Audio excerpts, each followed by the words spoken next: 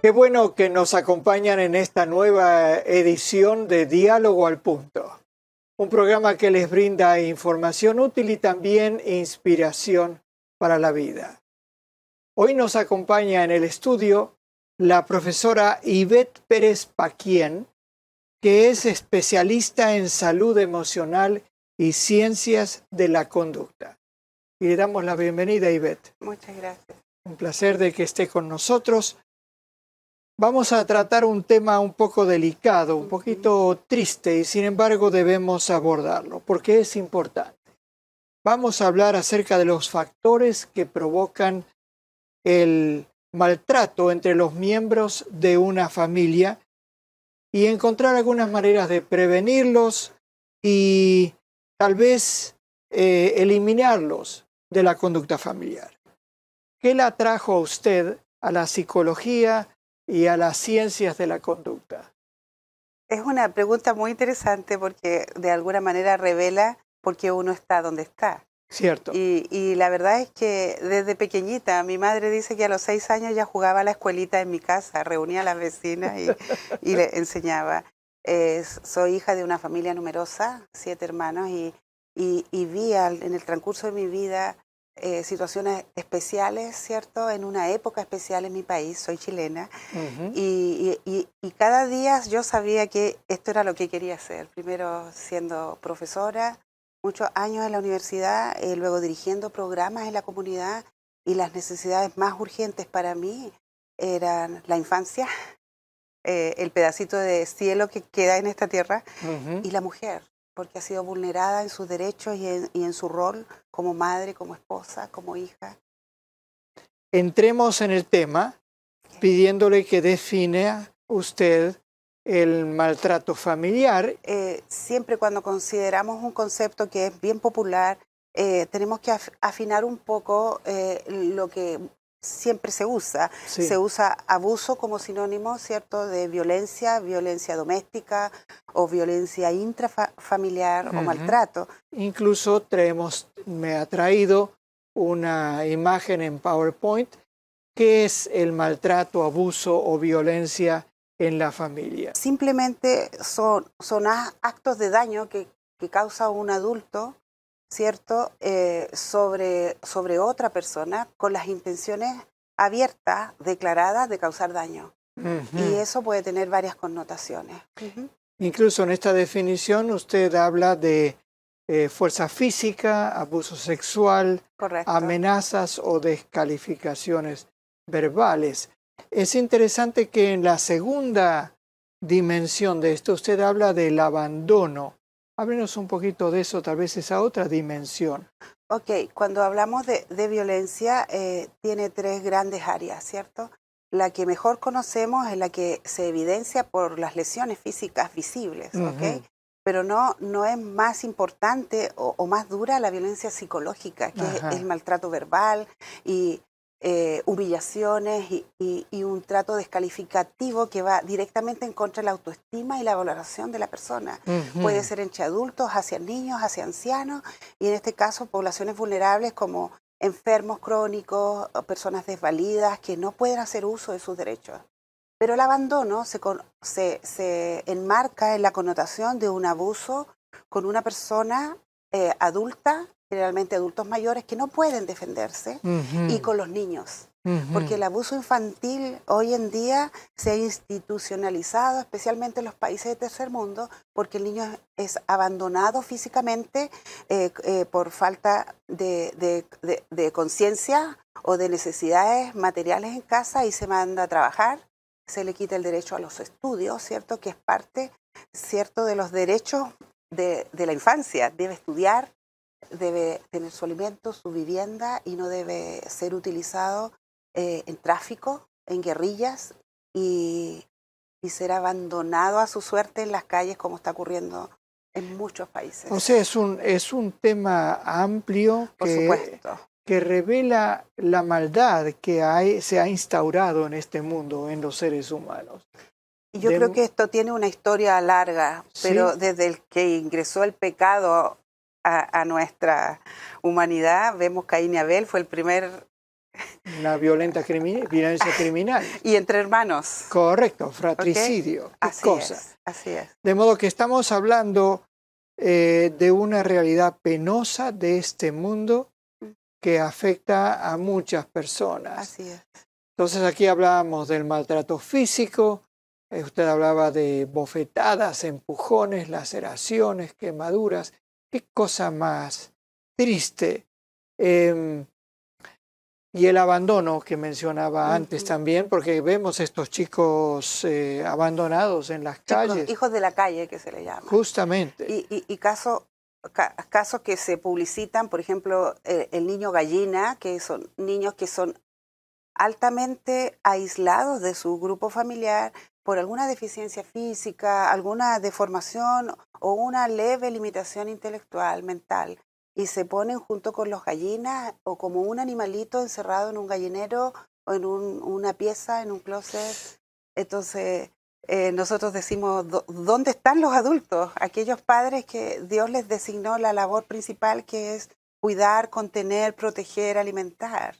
¿Qué cosa? Eso es abandono en su límite de expresión. Bien, entonces la pregunta a la que usted ya había comenzado a responder es ¿quiénes son los más afectados? Correcto. Y usted ya aludió a eso, pero vale la pena repasarlo en esta placa que usted ha traído. Nos habla de los niños, ¿verdad? En primer lugar, de las mujeres en segundo lugar. Hay unos datos que usted presenta aquí, que 1 de cada 5 mujeres ha sido víctima de violencia física o sexual por parte de la pareja en algún momento de su vida. Como decía hace un momento, también los ancianos. Así es. Sí. Es importante ver que estas estadísticas son las públicas. Ajá. Se dice que la estadística en el caso de los abusos o denuncias se duplica lo no informado. Si estamos hablando, generalmente cuando yo doy clase, estoy en un auditorio de 100 mujeres, estamos hablando que de esas 100 mujeres, por lo menos el 50% ha tenido un caso de maltrato o abuso en su familia.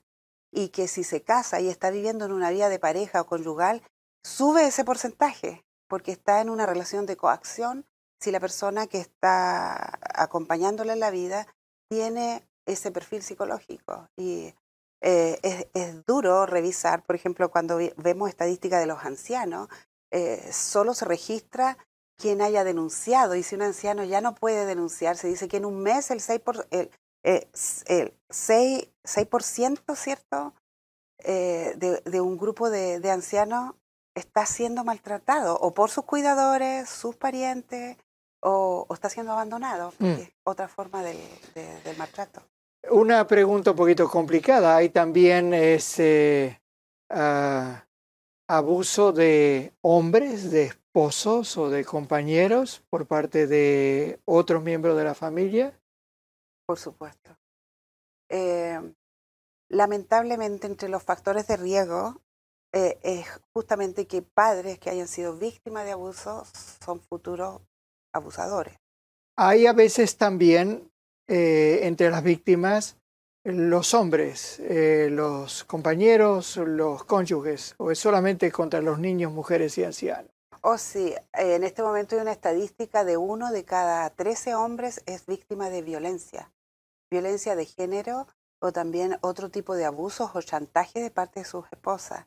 Pero el índice sube porque se declara como un sujeto abusado, un menor de edad también que tiene un abuso homosexual, que es la fuente de muchos trastornos en su vida adulta. Pero hombres como enfermos de cáncer o hombres que tienen una autoestima muy baja y se casan con mujeres que es opuesto, ¿cierto? Y hay un tipo de chantaje financiero también, porque ahora que las mujeres son profesionales, se nos ocurre estudiar y salir de casa, entonces empieza una suerte de competencia. Y se está viendo mucho esto, incluso en consejería lo vemos mucho. Bien. Y es violencia también, psicológica y financiera. Correcto. Ahora, ¿cuáles son los factores? Todos somos potencialmente sujetos de ejercer violencia sobre otros. Eso no lo debemos desconocer y con humildad reconocer. Usted trajo aquí una placa que señala los factores que influyen en la violencia. ¿Puede hablar un poquito de ellos? Por supuesto. La verdad que hay factores que son de tipo personal, exclusivos a nuestra raza, nuestra crianza, nuestra familia, nuestra experiencia individual y nuestro carácter. Porque sin duda, una persona introvertida que le cuesta expresar sus emociones no va a ser violenta, ¿cierto?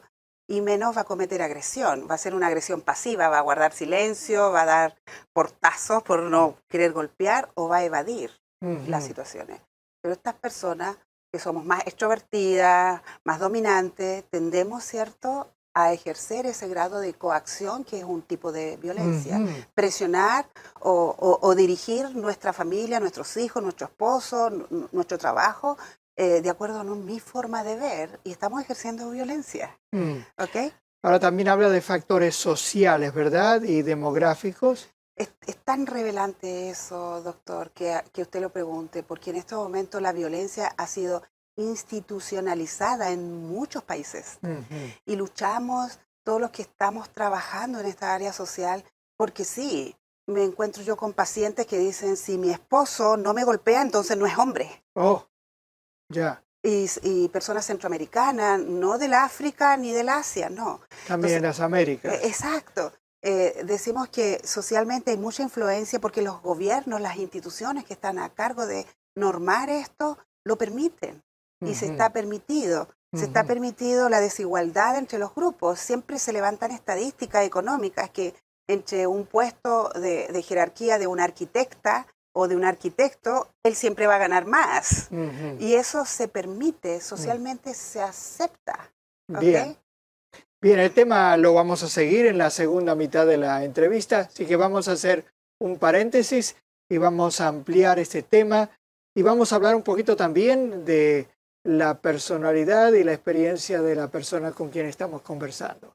Así que no se vayan, que ya regresamos. La Red de Profesionales Adventistas es un registro global de profesionales que tienen una dirección electrónica y poseen un título universitario. Si usted desea apoyar la misión adventista con sus talentos y experiencia profesional, lo invitamos a inscribirse en esta red.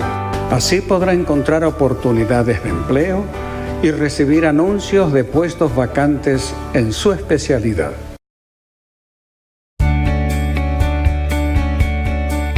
¿Te gustaría ser un gran médico?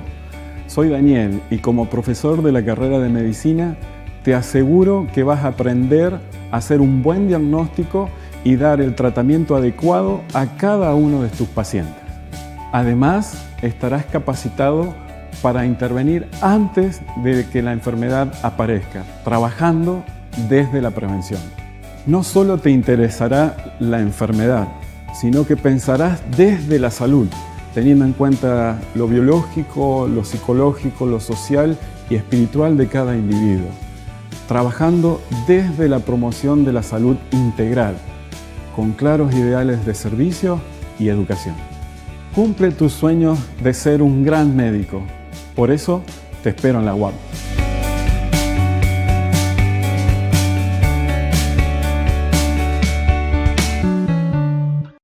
Si usted desea vigorizar su mente y su vida cristiana, lo invitamos a visitar el portal de la editorial Adventus. Allí encontrará un rico menú de libros de autores adventistas sobre diversos temas. Los puede adquirir desde cualquier parte del mundo con una tarjeta de crédito. Visite hoy nuestro catálogo electrónico adventus21.com. Gracias por seguir en sintonía con esta conversación que estamos teniendo con la profesora Pérez Paquien, especialista en aconsejamiento, y estamos enfocándonos en la violencia en el círculo familiar. Pero antes, a ustedes y a mí también les interesará saber un poco más acerca de usted. Ivette, usted me decía, nació y se crió en Chile. Háblenos de sus estudios postsecundarios. Ok, yo estudié en la Pontificia Universidad Católica en Chile, pedagogía en educación y con enfoque especial en preescolares, Ajá. kindergarten. Okay. Ajá, qué bien. Y luego tuve la oportunidad de hacer clases en la universidad, en diferentes universidades públicas y privadas, en el área de educación infantil y mis clases favoritas eran psicología del desarrollo, psicología evolutiva. Así que ahí fue caminándose a la línea de psicología y aconsejamiento. ¿Usted tiene también una maestría, me decía? Oh, sí.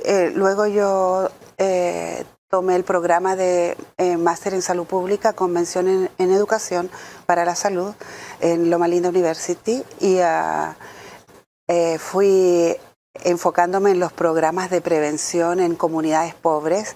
Mis primeros proyectos fueron en cárceles juveniles, Ajá. cárceles de mujeres y varones también. Y finalmente en los grupos de extrema peligrosidad que son homicidas y enfermos de SIDA. Y necesitamos gente que toque esos temas y que aconseje. A veces uno piensa que alguien está en la cárcel, se cierra la llave y que se muera allí.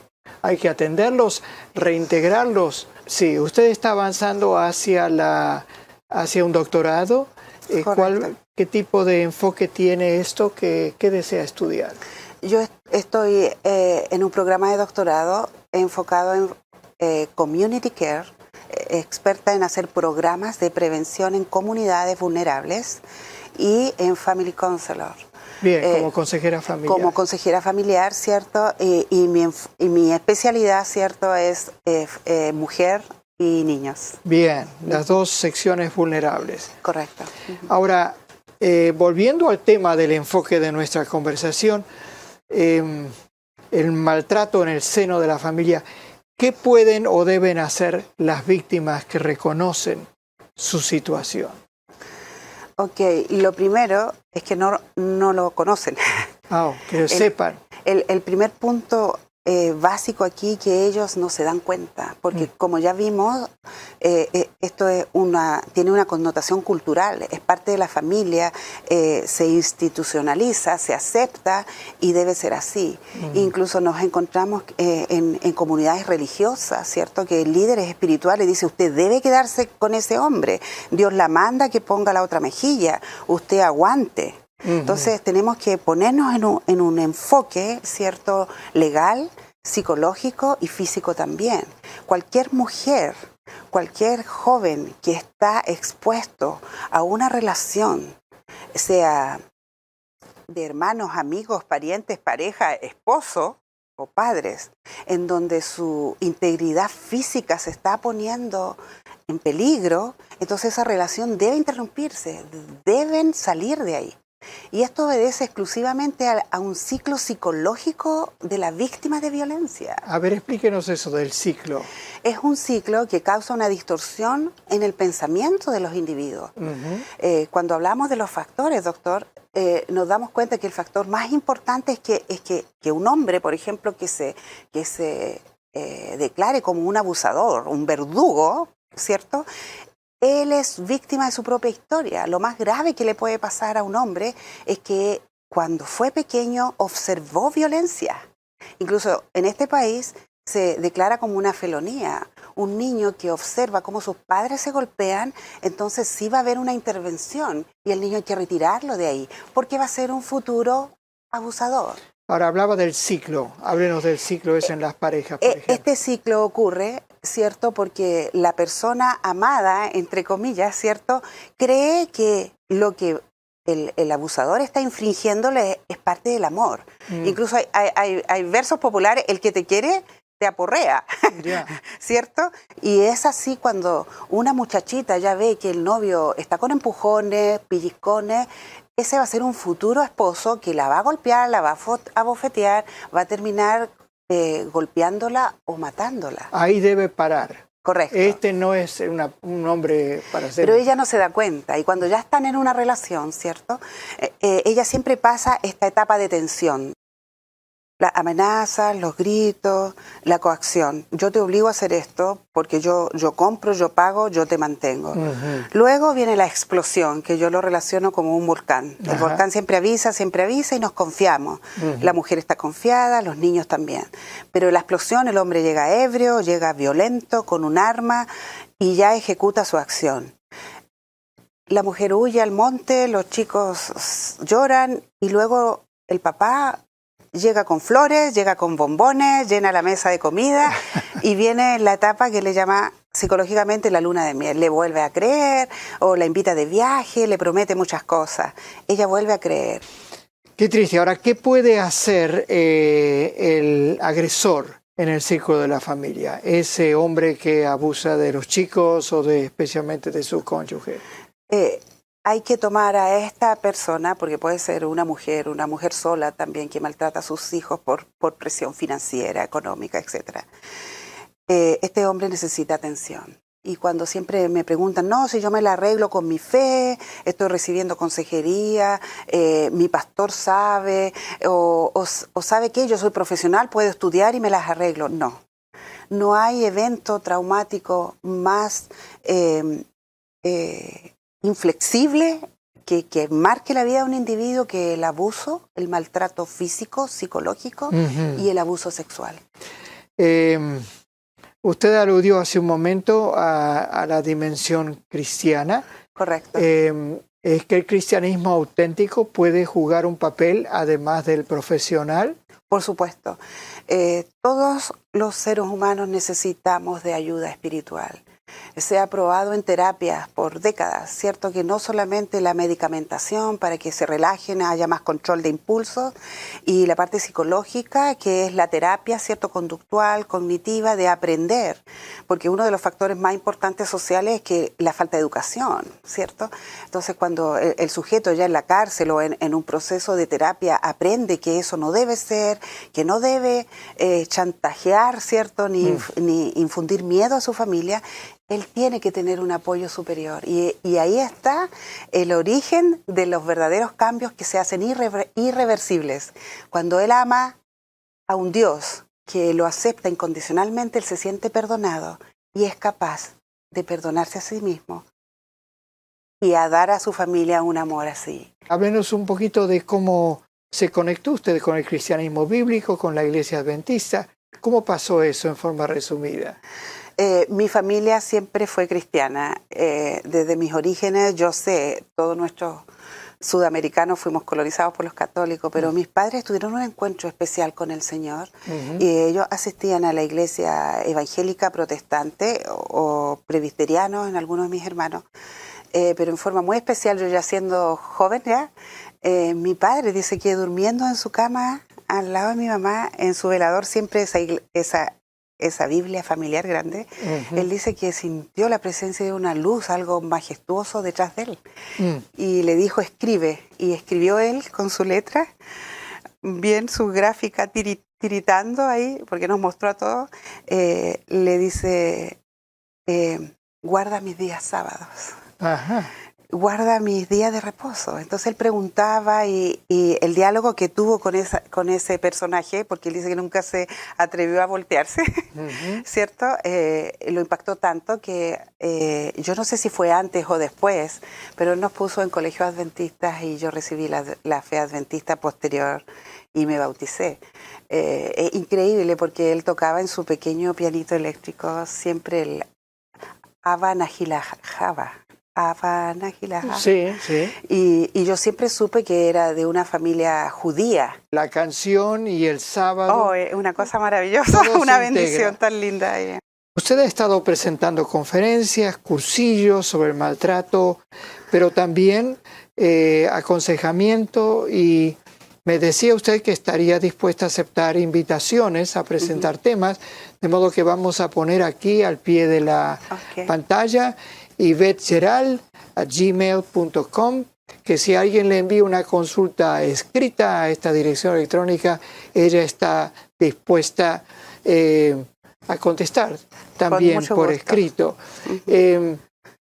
Volviendo hacia atrás, ¿Cuáles son las experiencias que le han dado más satisfacción en este trabajo de aconsejamiento, de orientación de niños, de gente encarcelada? ¿Cómo le da satisfacción eso? El amor de Cristo. Ajá.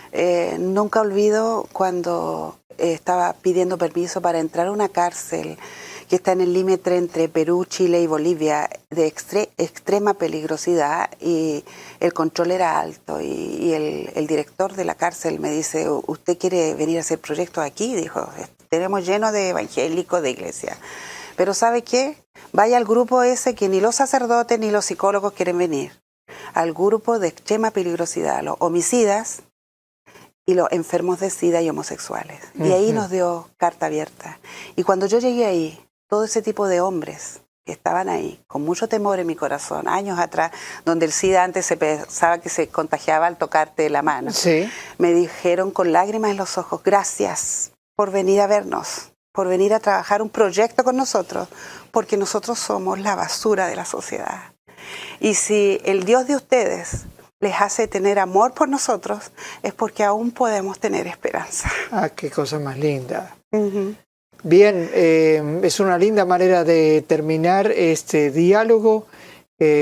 Profesora, gracias por haber venido, Con todo gusto. por haber tocado con delicadeza y a la vez franqueza esta realidad en la que todos podemos aprender, Así es. y en donde Dios es poderoso en nuestra vida. Amén. Cuando le entregamos, me gusta eso que usted decía, el Señor nos perdona y nos ayuda a perdonarnos a nosotros Así mismos es. y a extender ese perdón al ciclo de nuestra familia. Entonces, a nuestra audiencia le deseamos bendiciones del Señor mientras nos actuamos aquí sobre esta tierra como embajadores suyos, perdonando, orientando y preparándonos para el regreso glorioso de Jesús.